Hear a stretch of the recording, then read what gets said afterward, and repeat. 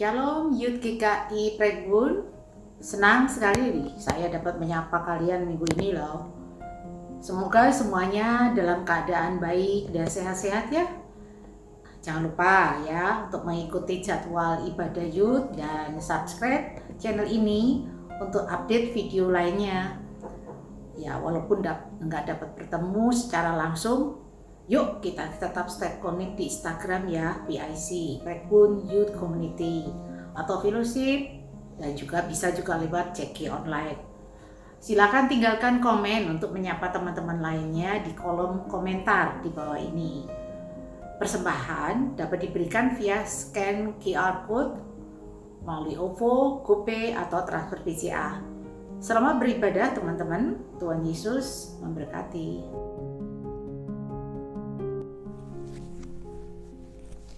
Shalom, selamat hari Minggu.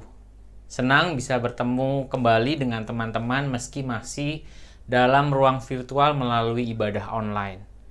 Mari kita terus berdoa supaya keadaan semakin membaik dan kita bisa bertemu dengan bertatap muka secara langsung. Mari mempersiapkan hati saat ini untuk fokus pada firman-Nya dan ibadah, juga menyiapkan fisik dan jasmani kita untuk lepas dari segala macam gangguan yang bisa menghalangi kita untuk menerima berkat Tuhan. Ibadah ini kita mulai dengan pengakuan iman bahwa pertolongan kita datangnya dari Allah pencipta langit dan bumi yang tidak pernah meninggalkan perbuatan tangannya. Kiranya turun atas kita kasih karunia dan damai sejahtera. Amin.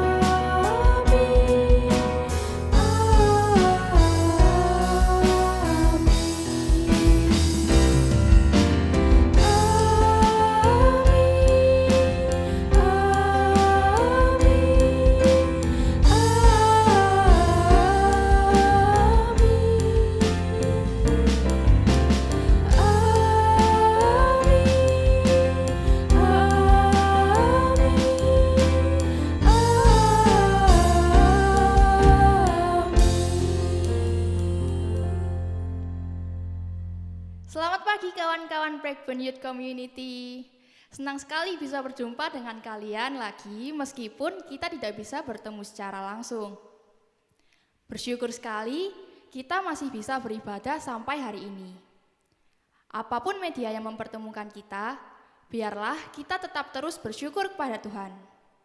Mari sama-sama kita naikkan puji dan syukur kita.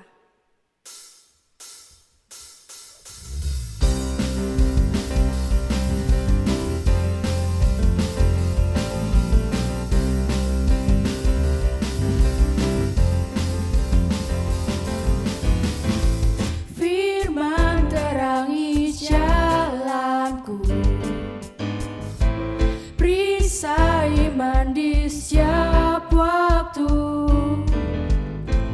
lindungiku dari segala, tak pernah ku ragu karena Dia bersamaku, setia menjaga dengan kuasa mulia.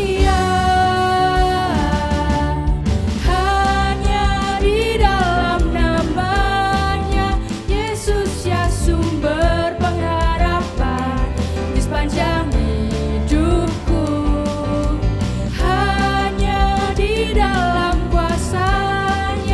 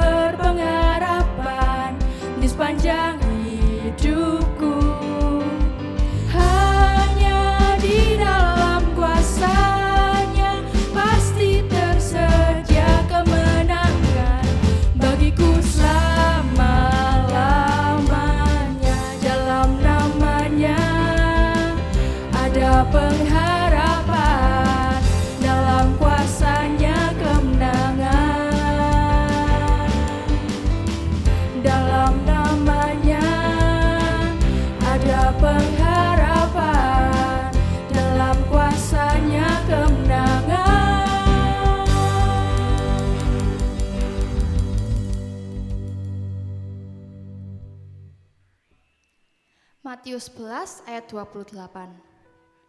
Marilah kepadaku, semua yang letih, lesu, dan berbeban berat.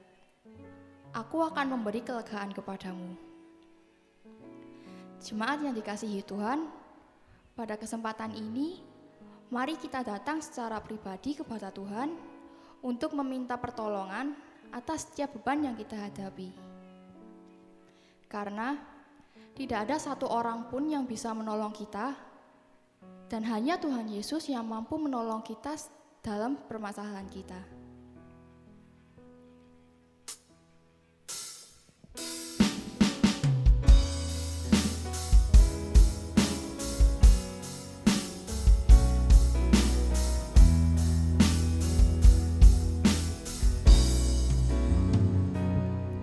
Bila hati terasa berat,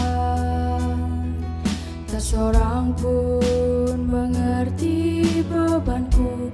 Ku tanya Yesus, apa yang harus ku buat? Dia berfirman, mari datanglah. Dia selalu pedulikan aku. Ku datang Yesus, Dia pikul segala bebanku.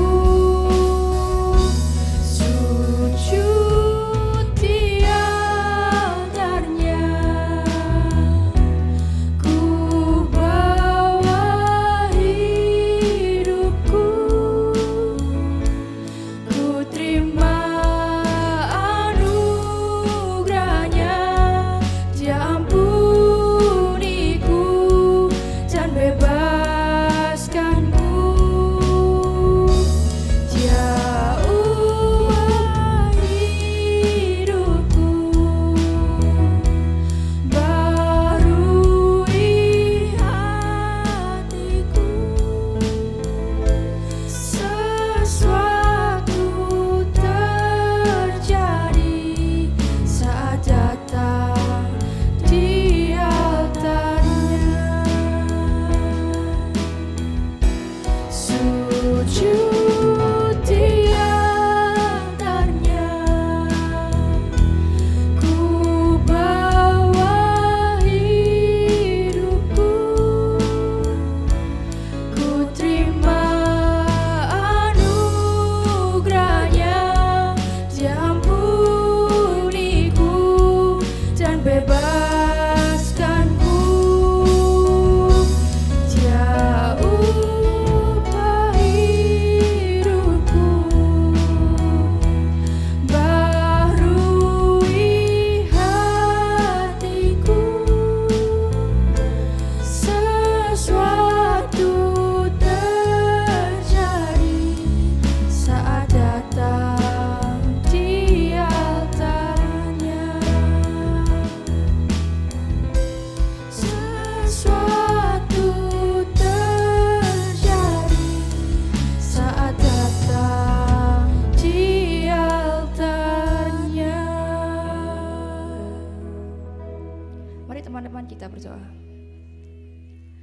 Ya Tuhan, ini kami anak-anak-Mu yang memiliki beban berat dalam hidup kami.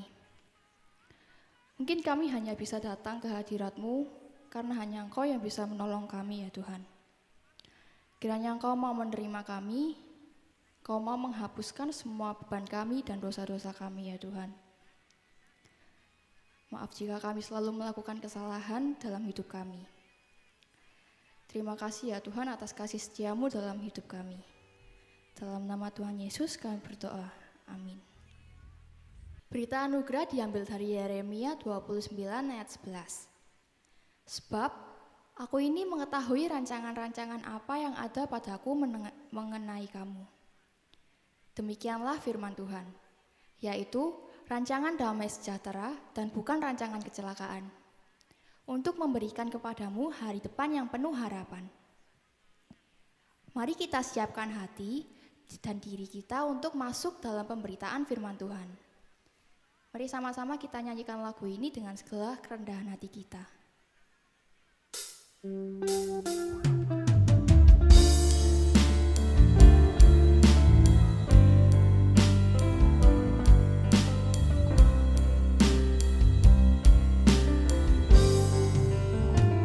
Ku sadar tak semua dapat aku miliki di dalam hidupku, hatiku percaya rancanganmu bagiku adalah yang terbaik. Walau ku tak dapat melihat semua rencanamu, Tuhan, namun hatiku tetap memandang padamu. Kau tuntun langkahku. Walau ku tak dapat berharap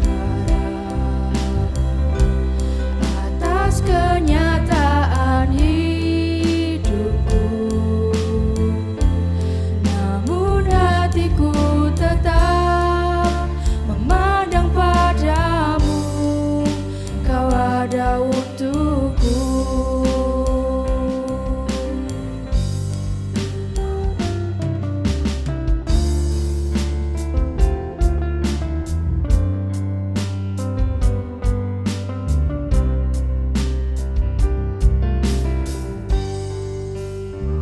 Ku sadar tak semua dapat aku miliki di dalam hidupku, hatiku percaya rancanganmu bagiku adalah yang terbaik. Walau ku tak dapat melihat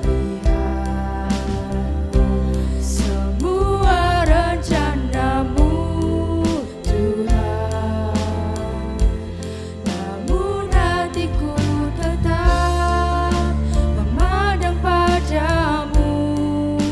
Kau tuntun langkahku. Walau ku tak dapat berharap atas kenyataan hidupku, namun hatiku tetap memandang padamu. Kau ada untukku. Namun hatiku tetap memandang padamu. Kau ada untukku.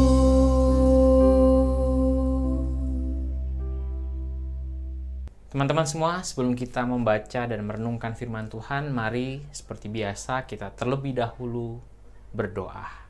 Mari kita berdoa.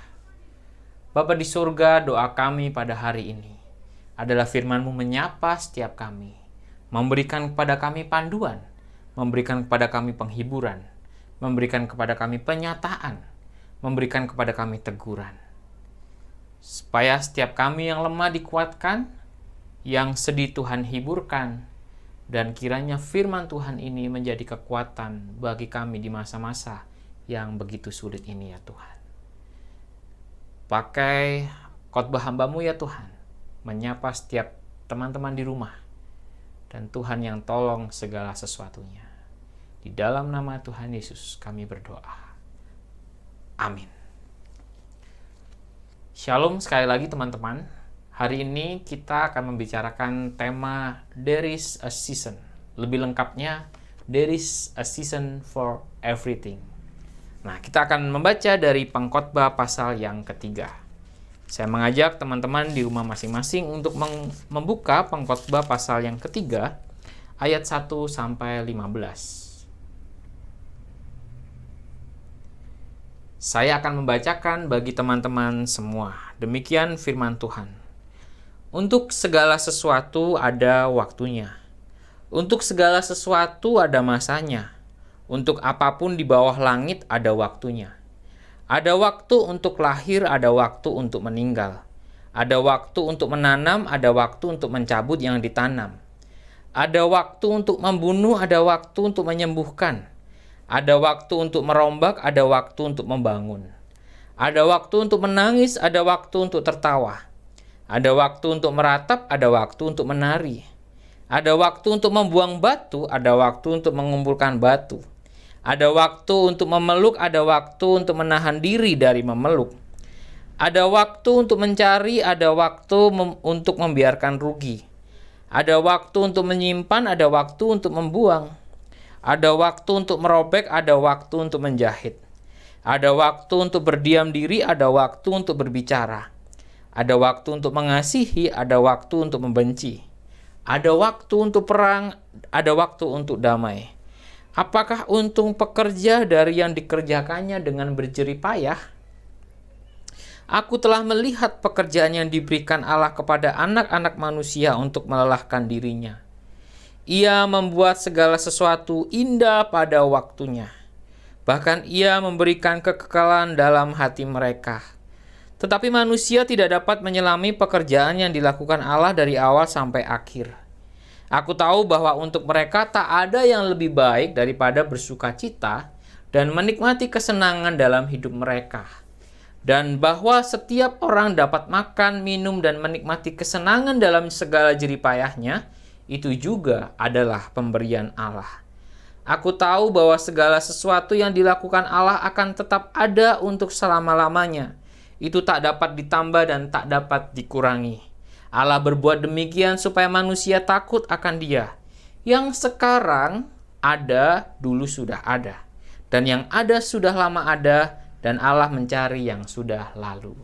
Demikianlah firman Tuhan. Berbahagialah setiap kita yang membaca dan merenungkannya dalam kehidupan kita sehari-hari.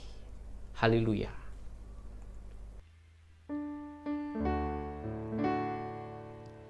Haleluya,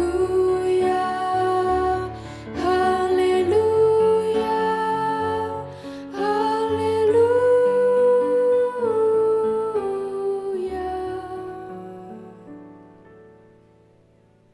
There is a season for everything. Teman-teman, suatu kali saya liburan dengan istri saya. Kami menginap di sebuah hotel. Sejak dari rumah, istri saya sudah tahu bahwa di hotel itu ada sebuah kolam renang. Dan karena dia sangat suka olahraga, khususnya berenang, maka dia sudah siap dengan segala perlengkapannya. Baju renang, kacamata renang, sunblock, semua dibawa. Sesudah sampai di hotel, sudah santai di kamar, lalu dia bersiap untuk berenang. Dipakailah baju renangnya, kacamatanya, sunblocknya sudah dioleskan. Tentu saja saya karena ogah-ogahan olahraga hanya berjanji untuk menemani sambil rebahan di pinggir kolam. Lalu berangkatlah kami ke kolam renang di lantai 5. Waktu kami sudah sampai, terkejutlah kami karena di kolam renang itu sepi sekali. Waktu mau buka pintu, pintunya nggak bisa dibuka.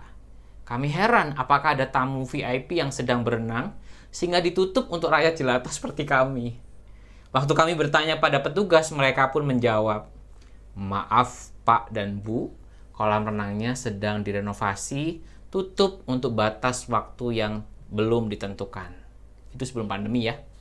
Istri saya pun manyun dan bete, kembali ke kamar dengan wajah yang menyedihkan.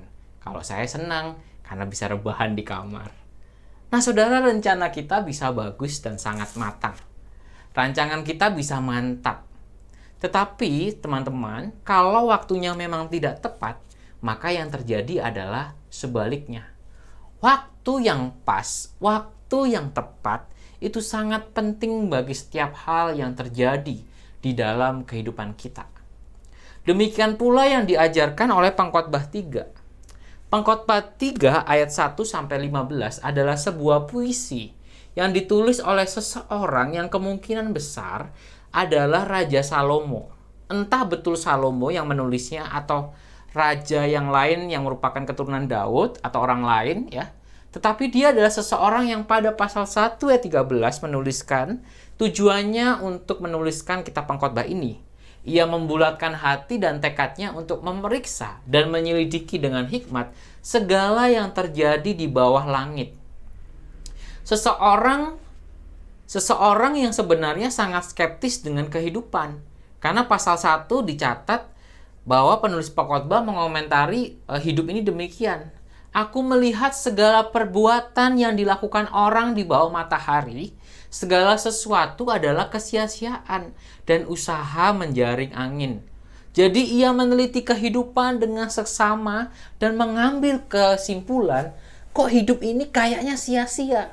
Gak ada yang berarti di dalam hidup ini. Pengamatannya tentu bukan sesuatu yang bisa kita sepelekan begitu saja. Nah teman-teman, di pasal yang ketiga ini ia memulai dengan sebuah puisi yang kalau dalam versi terjemahan bahasa Inggris atau terjemahan yang lain, ayat 1 sampai 8 itu terlihat bentuk baitnya atau terasa puisinya. Puisi ini menggambarkan tentang keseluruhan pengalaman kehidupan umat manusia. Tentu harus diingat teman-teman, penyebutan tentang membenci, membunuh di sini, perang bukan berarti kita boleh melakukan hal-hal itu. Bukan itu maksudnya ya. Tetapi itu adalah sebuah kondisi-kondisi yang dialami manusia di dalam sebuah siklus kehidupan. Yang dimana ayat 1 adalah premis dari puisi ini. Untuk segala sesuatu ada masanya. Untuk apapun di bawah langit ada waktunya. Jadi puisi ini menjelaskan bahwa ada waktu yang tepat untuk melakukan ini, ada waktu yang tepat untuk melakukan yang lain. Sekali lagi ya, ada waktu yang tepat untuk melakukan ini, dan ada waktu yang tepat untuk melakukan yang lain. Misalnya teman-teman, penyebutan ada waktu untuk meratap, ada waktu untuk menari. Saat saudara datang ke rumah duka di jasa misalnya, tentu hadir dalam suasana duka. Tidak seharusnya teman-teman datang ke sana dengan tertawa terbahak-bahak. Saat di tengah pandemi tidak tepat kalau bersalaman atau berpelukan. Saat di rumah ada sampah, harusnya segera dibuang.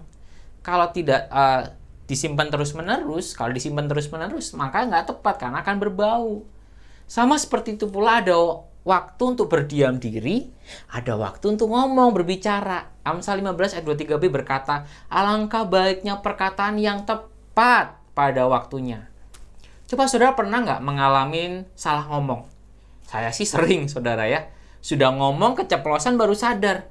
Kayaknya aku tadi salah ngomong. Misal saya kemarin atau beberapa waktu yang lalu berkomentar pada istri saya yang sedang menimbang berat badannya. Saya komentar, wah berat badanmu naik ya. Gendutan ya. Beberapa jam kemudian dia diamkan saya gara-gara salah omong itu. Wah, terjadi perang dingin. Susah kan? Susah kalau kita tidak berbicara pada waktu yang tepat. Itulah mengapa teman-teman waktu yang tepat itu sangat penting. Nah, berbicara tentang waktu yang tepat, ayat 11 menuliskan sebuah ayat yang sangat bagus dan cukup menjadi favorit ketika kehidupan kita tidak berjalan sesuai dengan keinginan kita. Biasanya kalau habis diputus pacar ya, apalagi di masa pandemi ini ada yang ditinggalkan waktu lagi sayang-sayangnya, diputus. Biasanya keluar nih ayat ini. Ia membuat segala sesuatu indah pada waktunya. Sambil nulis dada ngomongnya ya. Nah teman-teman, apa maksudnya segala sesuatu indah pada waktunya? Terjemahan bahasa Inggrisnya, He had made everything beautiful in His time. Yapeh dalam terjemahan bahasa Ibraninya, kata Ibraninya ya.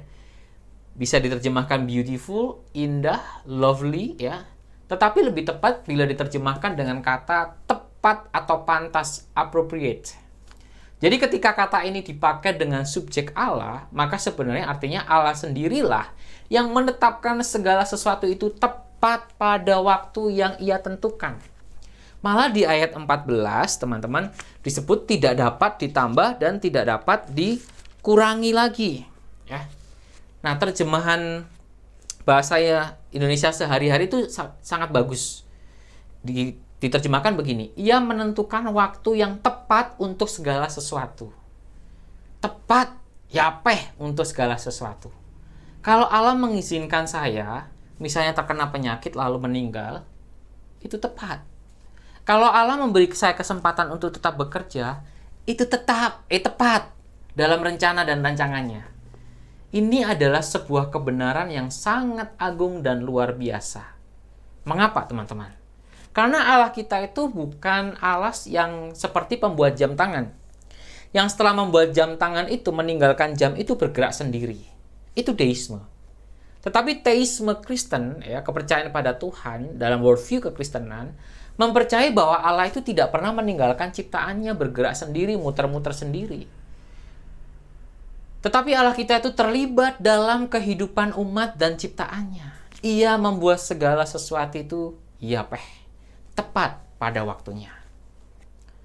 Teman-teman, lalu apa dampaknya bagi kehidupan kita? Bila ternyata Allah adalah sang perancang agung yang mengendalikan apa yang tepat dan baik pada waktunya. Apa efeknya kalau segala sesuatu itu tepat pada waktunya Allah? Yang pertama, teman-teman, sebagai orang Kristen, sebagai orang percaya, sebagai murid Tuhan, kita hidup dalam nikmat dan kerja. Ini menarik ya. Hidup dalam nikmat dan kerja. Ayat 12-13 berkata, tak ada yang lebih baik daripada bersuka dan menikmati kesenangan dalam hidup mereka. Dan bahwa setiap orang dapat makan, minum, dan menikmati kesenangan dalam jerih payahnya, itu juga adalah pemberian Allah. Perhatikan teman-teman, kata pemberian Allah ini hendak memperlihatkan kepada kita bahwa semua yang kita terima saat ini ada di dalam ruang berkat-Nya. Di dalam terang kebenaran bahwa, ingat sekali lagi, Allah menetapkan dengan tepat segala sesuatu pada waktunya. Maka kita sebagai manusia punya kemampuan dan punya kapasitas ya untuk menikmati apa yang ada di sini saat ini, dan itu semua adalah merupakan pemberian Allah. Kita menerimanya dari Allah. Menikmati kesenangan itu diulang 2 kali untuk menunjukkan ya ini yang memang bisa kita lakukan. Tak ada yang lebih baik daripada hal itu. Yang terbaik adalah menikmati ya, dan juga berjerih payah. Artinya tetap mengerjakan apa yang akan kita jumpai untuk kita kerjakan. Pengkhotbah sebenarnya di sini hanya mengulang dan menegaskan. Sebab di pasal 2 ayat 24 ia juga menuliskan hal yang sama. Coba saudara teman-teman tengok ayat di atasnya ya.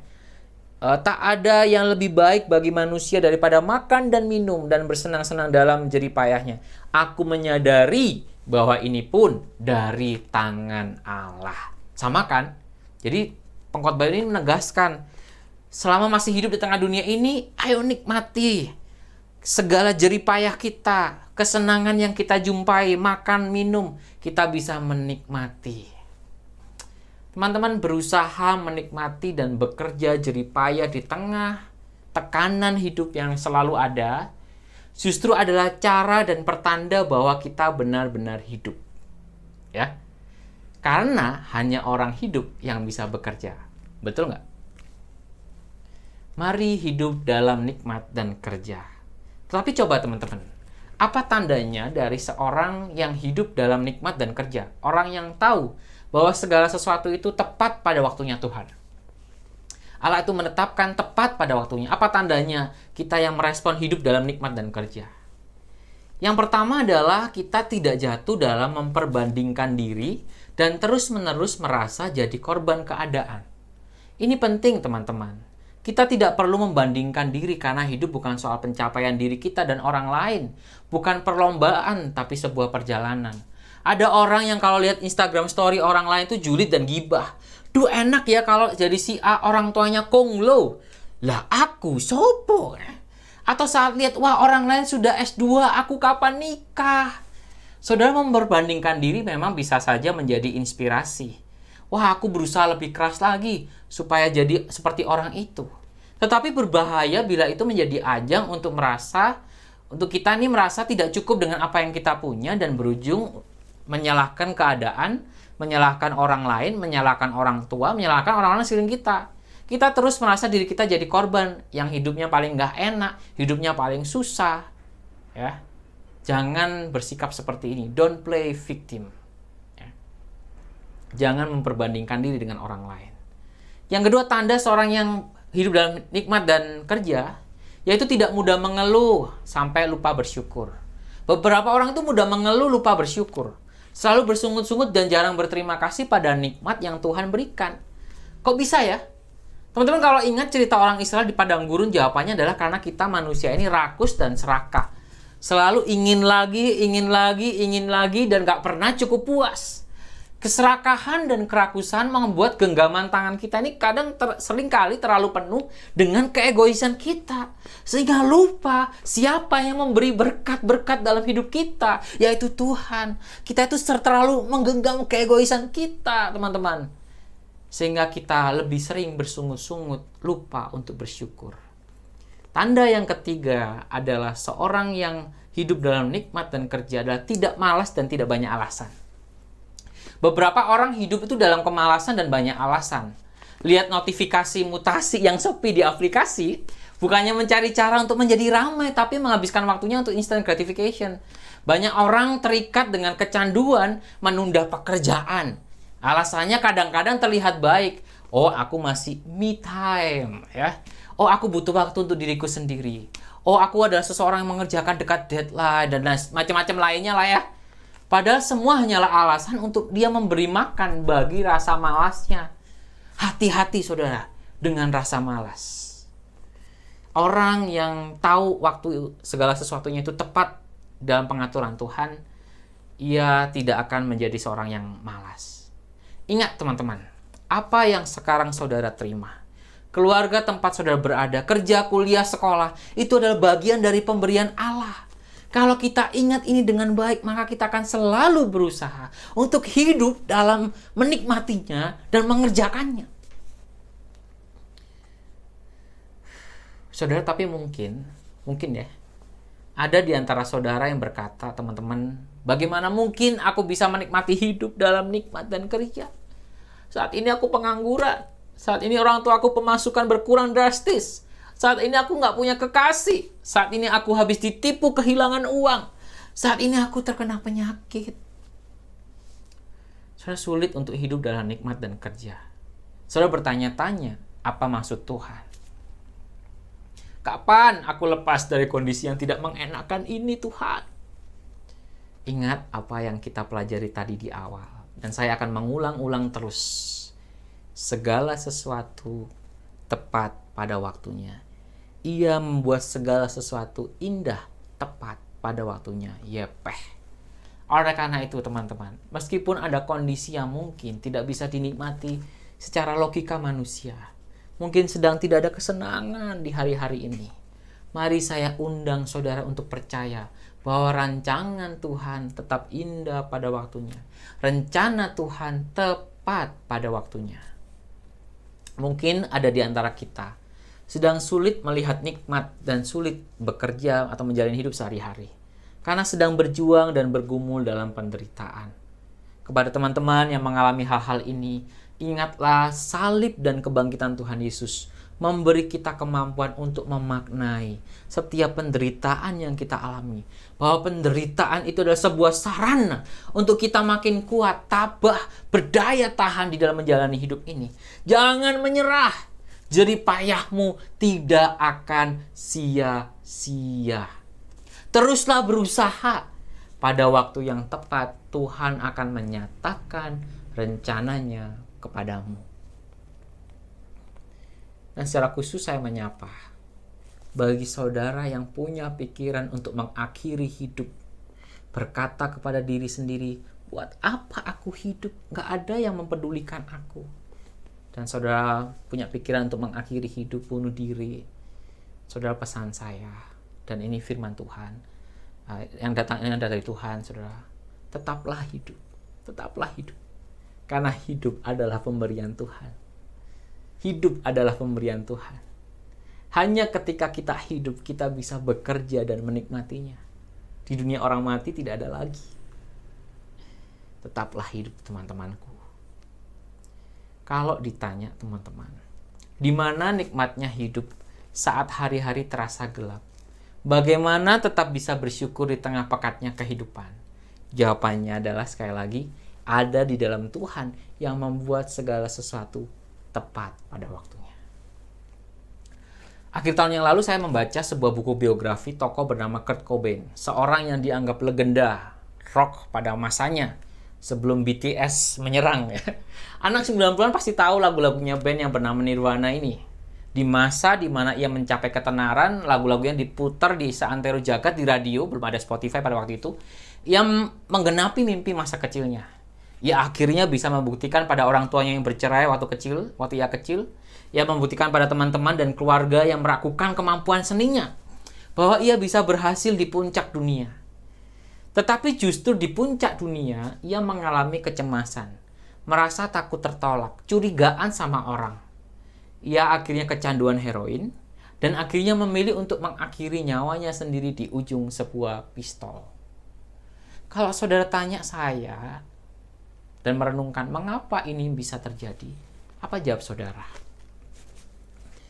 Teman-teman, manusia tanpa Tuhan itu tiada arti. Benarlah kata seorang bernama Agustinus, Bapak Gereja, manusia tanpa penciptanya tidak akan mengalami peristirahatan yang sejati.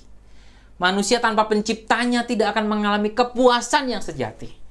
Benarlah kata Pengkhotbah 2 ayat 25 yang berkata, karena siapa dapat makan dan merasakan kenikmatan di luar Dia? Dunia mungkin bisa memberi kita nikmat dan keadaan yang baik. Tapi tanpa Tuhan apa artinya? Maka teman-teman, kalau saudara, teman-teman sedang mengalami kesulitan dan penderitaan, pesan saya, asalkan ada Tuhan, Sang Gembala yang baik, itu cukup. Mazmur 23 ingat, Tuhan adalah gembalamu, takkan kekurangan kamu. Bagi teman-teman yang bergumul dalam pekerjaan, Tuhan adalah gembalamu. Yang sedang sakit, Tuhan adalah gembalamu. Yang sedang bergumul dengan masa depan, Tuhan adalah gembalamu. Yang sedang patah hati, Tuhan adalah gembalamu. Hiduplah dalam nikmat dan kerja. Meski bahkan dalam suasana yang tidak baik, terima itu sebagai sebuah pemberian yang di dalam Tuhan. Kita tetap bisa berusaha, berupaya menikmati dan mensyukurinya. Dan tetap mempunyai semangat untuk menjalani hidup yang diberikan oleh Tuhan.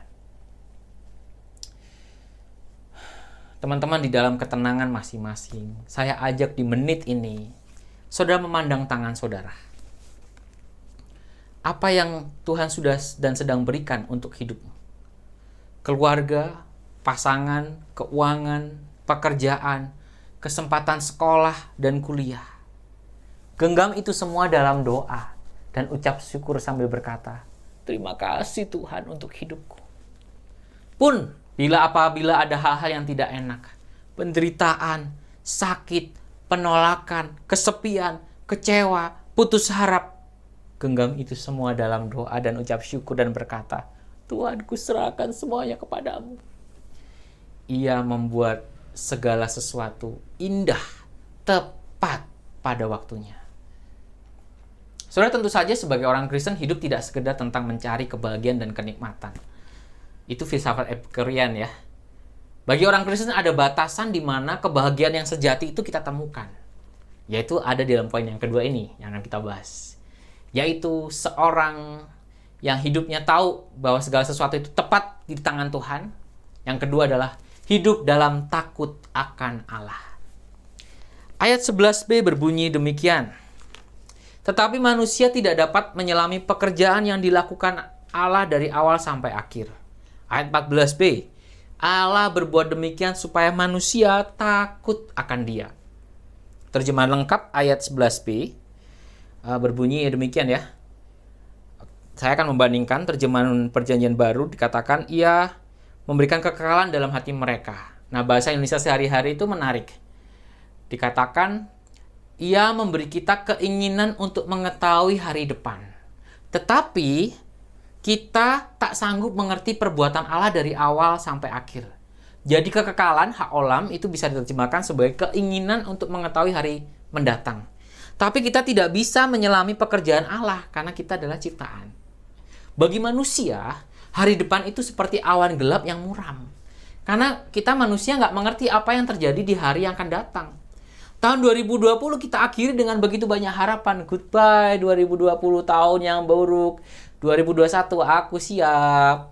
Tapi waktu saya merekam khotbah ini, apa yang terjadi? Kecelakaan, pesawat, banjir, gempa bumi, gunung berapi meletus, angka positif belasan ribu, positif COVID belasan ribu setiap hari. Sepertinya tahunnya ganti nggak sih Tuhan? Kita nggak tahu teman-teman hari yang akan datang. Kita nggak tahu hari mendatang. Sehingga ditulis manusia tidak dapat menyelami pekerjaan yang dilakukan Allah. Kita nggak ngerti. Kita buta. Semata-mata karena kita adalah ciptaan. Lalu gimana dong? Apakah kita menjadi skeptis dan apatis dengan hidup ini? Ayat 14 memberikan sebuah pernyataan. Allah berbuat demikian supaya manusia takut akan Allah. Teman-teman, apa sih itu takut akan Allah? Takut akan Allah adalah cara hidup yang menghormati keberadaannya di tengah dunia yang begitu menolaknya. Kitab Pengkhotbah ditutup dengan sebuah ayat di pasal 12 ayat 13. Coba silakan buka. Pengkhotbah paling terakhir pasal 12 ayat 13 yang berbunyi demikian. Akhir kata dari segala yang didengar ialah takutlah akan Allah. Dan berpeganglah pada perintah-perintahnya karena ini adalah kewajiban setiap orang.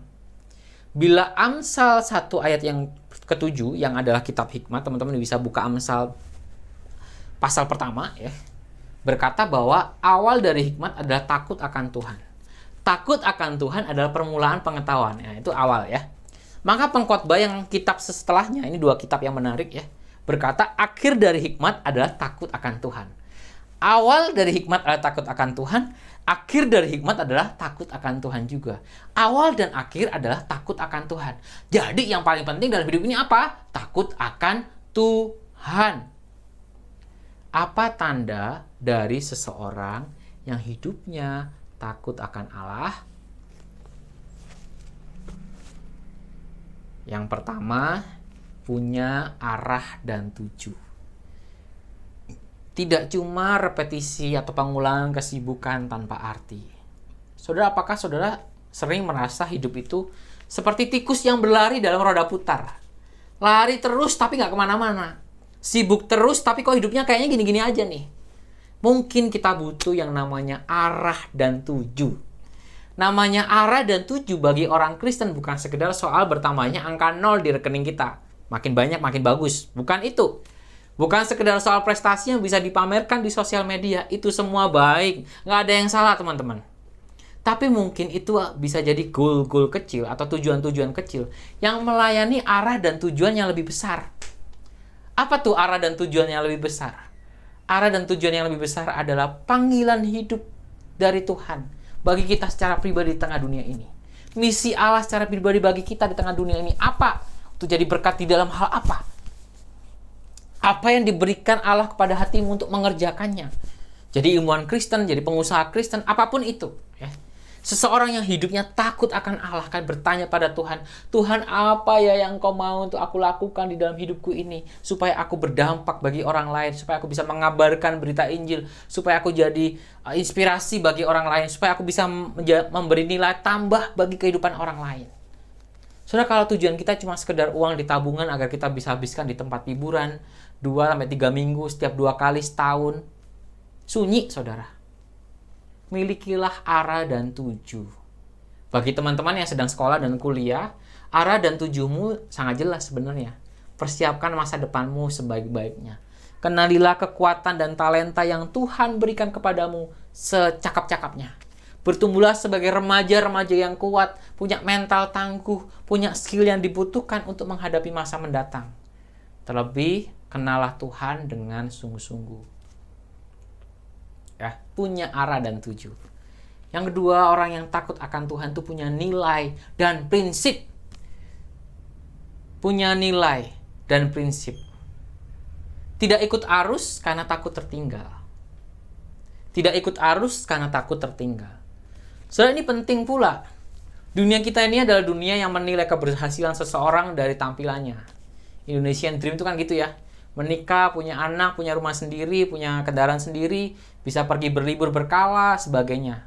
Itu nggak masalah sih, teman-teman. Yang menjadi masalah itu adalah seringkali kesuksesan itu semua diraih tanpa memperhitungkan nilai dan prinsip. Apapun dilakukan nggak peduli, pokoknya untung, cuan, dan laba. Kalau langgar firman Tuhan, masa bodoh. Sama yang di sekolah juga gitu. Apapun dilakukan untuk dapat nilai bagus, nggak pedulilah sama proses belajar. Sama yang di kuliah, apapun dilakukan supaya dapat nama baik, diterima di tengah pergaulan. Ikut-ikutan nggak apa-apalah. Apa kata Tuhan? Lupakan saja. Orang yang hidupnya takut akan Allah nggak bisa gitu, saudara. Hiduplah dalam prinsip dan nilai-nilai kebenaran nih firman Tuhan. Jangan sampai kita mewajarkan nilai dan prinsip yang nggak sesuai dengan firman Tuhan. Yang rugi siapa? Yang rugi engkau. Yang rugi kita, saudara, kalau kita langgar firman Tuhan. Ingat, Ia membuat segala sesuatu indah, tepat pada waktunya. Yepeh. Tak perlu melanggar prinsip dan nilai, cuma asal supaya kita tidak ketinggalan dengan orang lain. Kalau kita memang belum dapat, belum bisa seperti orang lain, nggak apa-apa. Berarti waktunya belum waktu kita. Mungkin Tuhan belum sediakan. Mungkin Tuhan belum tahu waktunya belum pas. Mungkin Tuhan belum rencanakan, belum waktunya tepat buat kita pada saat itu. Ya, teman-teman, jangan hidup dengan tidak berprinsip dan tidak terhormat. Terpujilah Tuhan. Teman-teman, saya akan menutup khotbah hari ini dengan sebuah ayat penutup dan sebuah cerita ilustrasi. Mazmur 18 ayat 30 berbunyi demikian. Adapun Allah jalannya sempurna, janji Tuhan adalah murni. Dia menjadi perisai bagi semua orang yang berlindung kepadanya. Teman-teman, sebuah ilustrasi menceritakan demikian. Zaman dahulu, ada seorang raja dari kerajaan yang sangat besar. Raja itu hidup berkelimpahan. Menjelang hari ulang tahunnya, sang raja memanggil seorang pengrajin perhiasan yang terkenal untuk datang ke kerajaannya. Ia berkata pada pengrajin itu, buatkanlah untukku sebuah cincin yang paling indah sebagai hadiah bagi perayaan ulang tahunku. Dan ukirkanlah pada cincin itu sebuah kalimat yang membuat hari ulang tahunku terasa istimewa, ya. Membuat cincin itu indah dan membuat cincin itu sangat berarti bagiku. Sang raja memerintahkan sesuatu yang sangat jelas kepada si pengrajin itu. Sepulang dari kerajaan, sang pengrajin tentu sangat kebingungan. Kalimat apa yang harus ia tuliskan di dalam cincin? Kalimat apa yang kira-kira membuat arti yang bermakna bagi sang raja? Raja nih, orang yang paling kaya, orang yang paling hebat, orang yang paling berkuasa. Apa ya kalimat yang harus dituliskan? Berhari-hari ia berpikir, berhari-hari ia merenung. Akhirnya sang pengrajin memutuskan untuk menulis sebuah kalimat. Ia membuat cincin itu, ia menaruhnya di sebuah kotak yang baik, kotak hadiah yang indah, dan di hari ulang tahun sang raja, dia pun membawa cincin itu kepada sang raja. Sang raja membuka cincin itu, melihat kotak itu, dan melihat cincin. Di hari ulang tahun sang raja, sang pengrajin kemudian memberikan cincin itu kepadanya, terbungkus rapi dalam sebuah kotak. Sang raja membuka kotak itu dan terkejutlah ia. Ia melihat sebuah cincin perak yang sangat sederhana. Bukan cincin batu akik yang gede, bukan cincin dengan berlian yang besar, bukan cincin emas yang berkilau-kilau, tapi cincin perak yang sederhana dengan ukiran yang berisikan sebuah kalimat yang ditulis oleh si pengrajin itu. Apa yang ada di dalam ukiran cincin itu, teman-teman? Ukiran itu adalah sebuah kalimat yang ditulis, "This too shall pass." Ya. Yang artinya hal ini pun akan berlalu. Raja heran dengan tulisan ini dan bertanya pada si pengrajin, "Pengrajin, ini apa maksudnya?" Si pengrajin berkata kepada raja, "Raja, maaf. Sebaiknya Saya tidak menceritakan apa artinya. Saya yakin raja yang bijaksana akan tahu apa artinya ini pada waktunya nanti. Sang pengrajin pun pamit, pulang kembali ke rumahnya. Raja melihat-lihat cincin. Apa artinya cincin ini dan apa artinya kata-kata ini? Dia terngiang-ngiang. Pada saat yang tepat, Paduka akan paham apa arti cincin itu. Sang raja pun memakai cincin itu dan kembali menjalankan pemerintahannya, hari-hari pemerintahannya di kerajaannya seperti biasa. Tidak berapa lama kerajaan itu mengalami wabah penyakit yang juga salah satunya menyerang sang anak raja. Di tengah kesedihan akan penderitaan yang dialami, sang raja itu melihat cincin itu dan kemudian membaca ukirannya. Oh, ini akan berlalu. Di saat itu ia sadar bahwa penderitaan yang ia alami, sakit penyakit yang dialami anak-anaknya dan kerajaannya akan berlalu. Setelah wabah, kerajaan itu memasuki era yang berkelimpahan, masa panen. Kerajaan pun mendapatkan kiriman makan dan upeti dari masyarakat. Ini saat-saat yang senang bagi raja karena ia bisa menikmati makanan dengan penuh kelimpahan. Saat menyantap makanan dengan tangan yang dimana ada cincin yang tersemat di jarinya, sang raja melihat ini pun akan berlalu. Dan ia menyadari ternyata kenikmatan, kemakmuran, kesenangan pun akan berlalu. Penderitaan pun akan berlalu. Akhirnya raja menyadari apa arti sebenarnya cincin itu. Bahwa kondisi apapun yang dialami pasti akan berlalu. Apapun kondisi hidup saudara saat ini, semuanya akan berlalu. Pada waktunya, pada waktu yang tepat. Ingatlah bahwa Allah jalannya begitu sempurna. Ia adalah perisai bagi orang yang percaya kepadanya. Percayalah kepada Allah.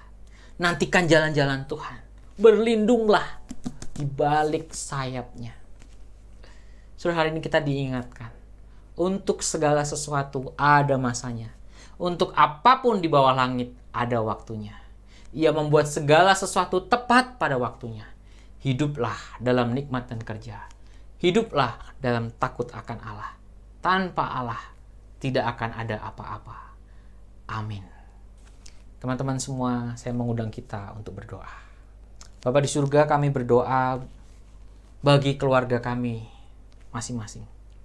Bagi orang tua kami. Kami berdoa supaya Tuhan memberikan hikmat dan pertolongan dalam menjalani hari-hari yang sulit ini ya Tuhan.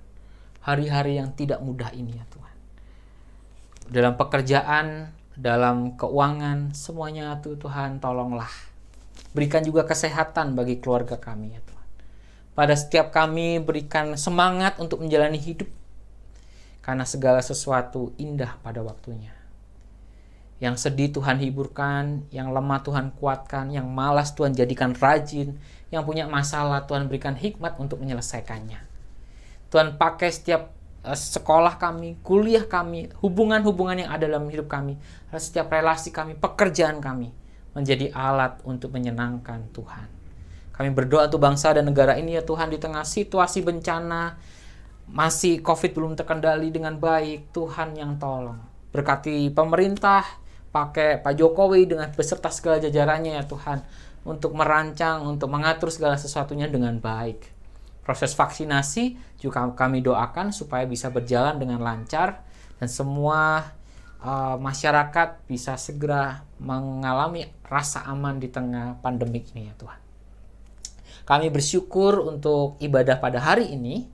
Kami bersyukur juga untuk gereja kami yang telah menyediakan ruang untuk kami bertemu, ruang untuk kami beribadah secara virtual. Kami berdoa buat setiap pelayan yang terlibat dalam pelayanan hari ini. Tuhan pakai, Tuhan tolong kesehatannya, berkati semuanya pekerjaannya. Para majelis dan pemimpin gereja, para pendeta. Oh Tuhan berkati, berikan hikmat untuk menuntun kami, jemaat-jemaat, untuk melaju ke depan bersama-sama di dalam tubuh Kristus yang kami kasih ini.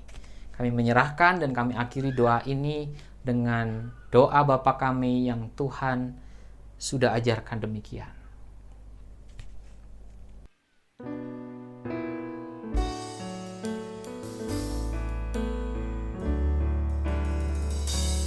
Bapa kami yang ada di surga, dikuduskanlah nama-Mu, datanglah kerajaan-Mu, jadilah kehendak-Mu di bumi seperti di surga. Beri kami hari ini makanan yang secukupnya. Ampuni salah kami seperti kami ampuni yang bersalah pada kami. Jangan bawa kami dalam pencobaan, melainkan lepaskan kami dari yang jahat. Sebab Kaulah yang punya kerajaan dan kuasa dan kemuliaan sampai selama-lamanya. Amin. Amin. Teman-teman, mari kita bangkit berdiri bersama gereja dari segala abad dan tempat. Mari kita perbaharui pengakuan iman rasuli kita. Aku percaya kepada Allah, Bapa yang Maha Kuasa, Khalik langit dan bumi, dan kepada Yesus Kristus, Anaknya yang tunggal Tuhan kita, yang dikandung daripada Roh Kudus, lahir dari anak darah Maria, yang menderita sengsara di bawah pemerintahan Pontius Pilatus, disalibkan, mati dan dikuburkan, turun dalam kerajaan maut. Pada hari yang ketiga, bangkit pula dari antara orang mati, naik ke surga, duduk sebelah kanan Allah yang Maha Kuasa. Dan dari sana Ia akan datang untuk menghakimi orang yang hidup dan yang mati. Aku percaya kepada Roh Kudus, gereja yang kudus dan am, persekutuan orang kudus, pengampunan dosa, kebangkitan orang mati, dan hidup yang kekal. Amin.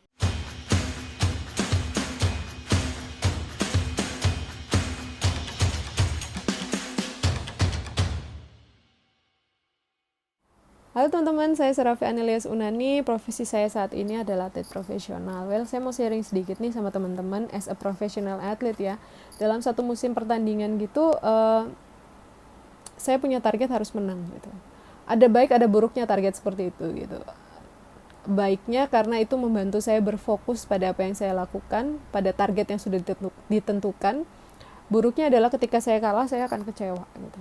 Kecewa sekali karena saya merasa bahwa saya sudah latihan sedemikian rupa tapi kok kalah gitu. Padahal saya lupa bahwa itu sebenarnya adalah proses dari latihan yang saya jalani juga gitu. Karena dengan kalah di satu kejuaraan membuat saya jadi aware ya. Membuat saya jadi lebih waspada, membuat saya belajar mengkoreksi diri, melihat apa yang kurang di pertandingan itu sehingga di kejuaraan berikutnya saya akan jauh lebih baik. Sebenarnya begitu. Dan sebenarnya itu merupakan cara Tuhan ya. Kalau saya bilang bahwa kegagalan atau kekalahan yang saya alami, yang Tuhan izinkan terjadi, itu adalah proses belajar dan proses mengkoreksi diri. Dan yang paling penting yang saya pelajari di tahun-tahun terakhir ini, bahwa itu adalah cara Tuhan untuk mendewasakan iman saya.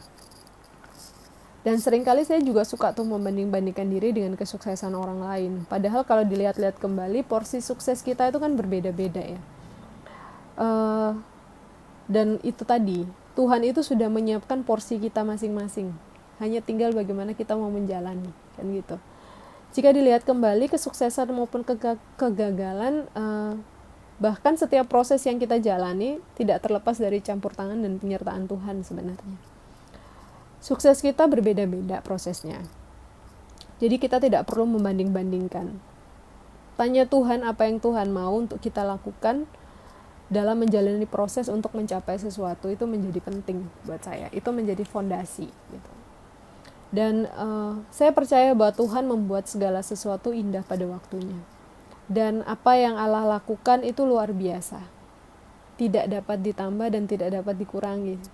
Jadi ayo kita jadi diri kita sendiri tanpa perlu membanding-bandingkan.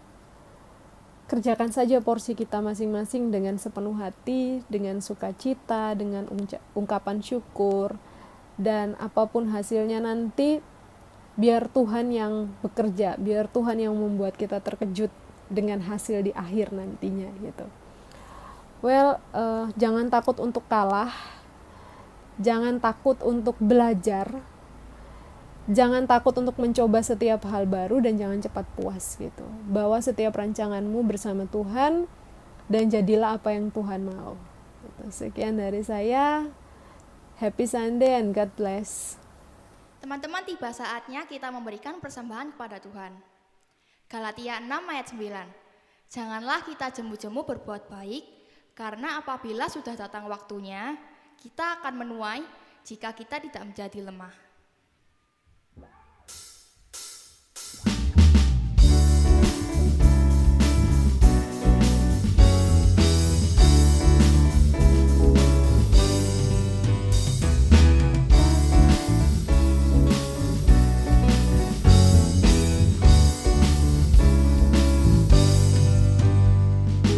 Tabur waktu pagi, tabur benih kasih, tabur waktu siang, terus sampai senja.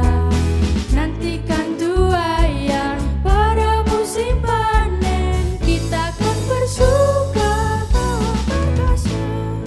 bawa berkasnya masuk lumbungnya. Kita akan bersuka bawa berkasnya masuk lumbungnya. Kita akan bersuka bawa berkasnya. Teman-teman yang ingin memberikan persembahan bisa melalui kode QR yang sudah ada di layar atau transfer melalui BCA.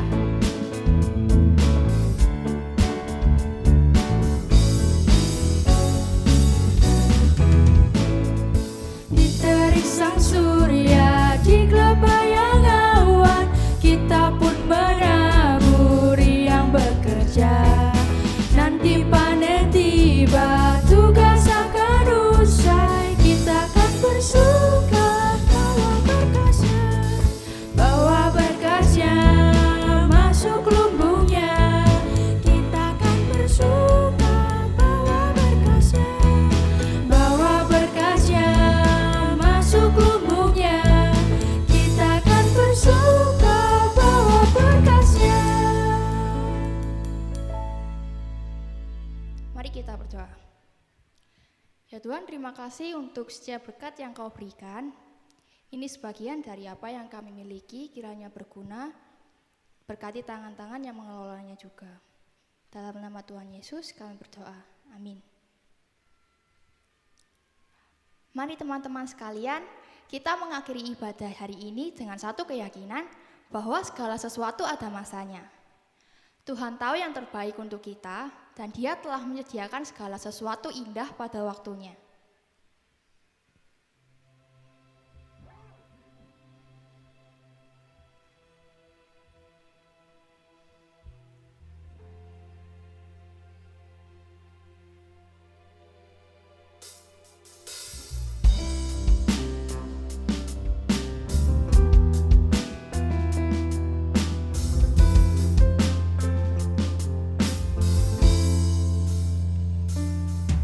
Engkau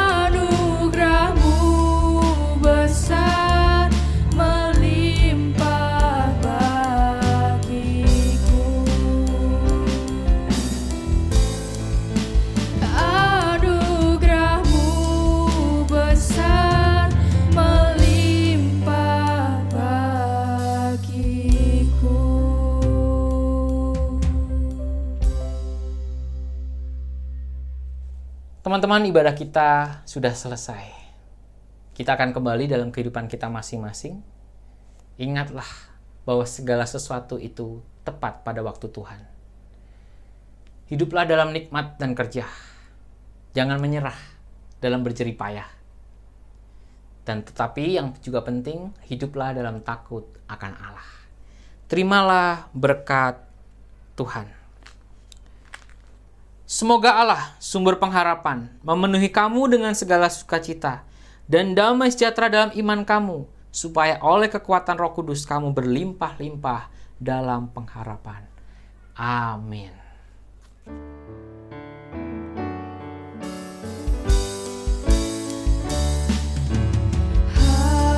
Haleluya, haleluya,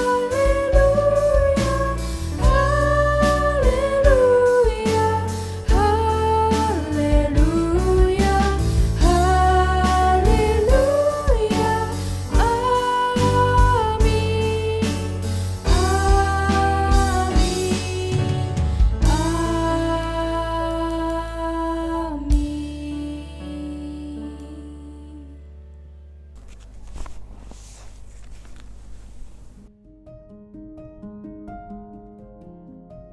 Selamat hari Minggu, teman-teman Youth. Jangan lupa hanya dekat Allah saja kita tenang. Tuhan Yesus memberkati. Sampai jumpa ibadah yang selanjutnya.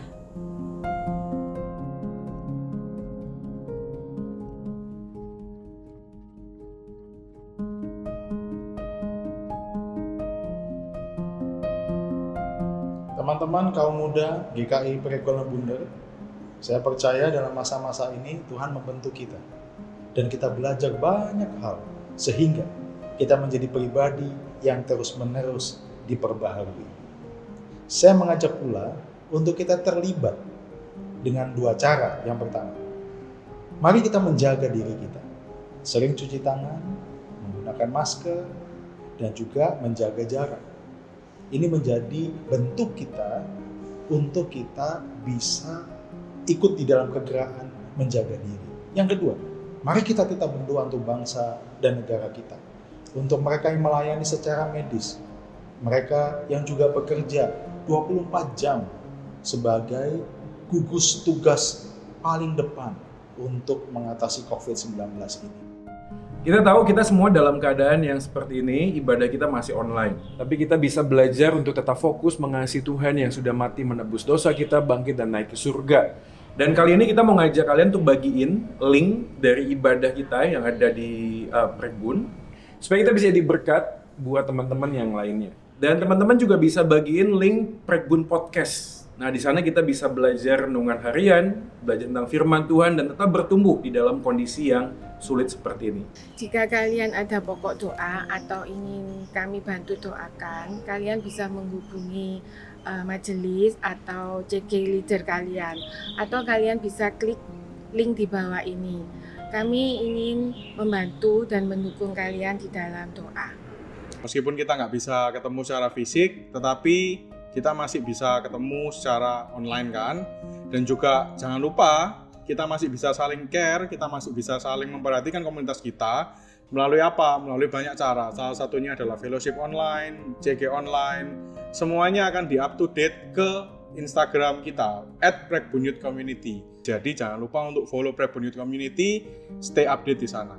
Bagi teman-teman yang mengikuti ibadah Youth Online Service hari ini dan teman-teman belum memiliki small group, care group untuk teman-teman bertumbuh dan teman-teman ingin rindu untuk bergabung, mari ikut kami bersama-sama bertumbuh dalam care group bagi pemuda, small group atau CIS bagi teman-teman remaja, juga bagi teman-teman yang ingin terlibat dalam pelayanan multimedia, video broadcast, dan editing. Teman-teman bisa ikut terlibat bersama-sama memakai kemampuan teman-teman untuk memuliakan Tuhan. Langsung juga mendaftarkan di Instagram di Prekbun Youth Community. Kami tunggu pendaftarannya. Prekbun Youth Community, happy Sunday! Prekbun Youth Community, happy Sunday.